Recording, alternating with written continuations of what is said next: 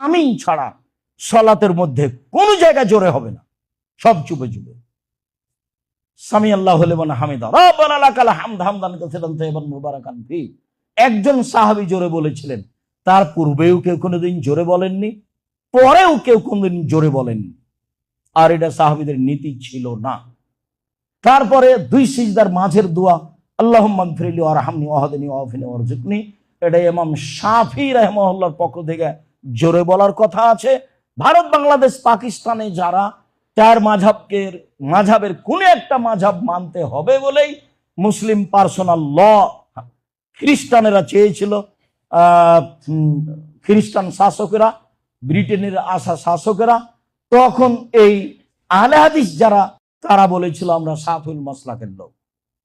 ওই সুবাদে এখনো যারা আহলে হাদিস বলে নিজেকে দাবি করে, অনেকেই মনে করে যে দুই সিজদার মাঝের দোয়া জোরে বলতে হবে।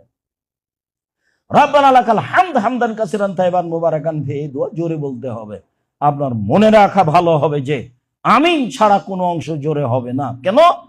যে ব্যক্তি সালাত আদায় করছে সে তার প্রতিপালকের সাথে চুপে চুপে কথা বলছে।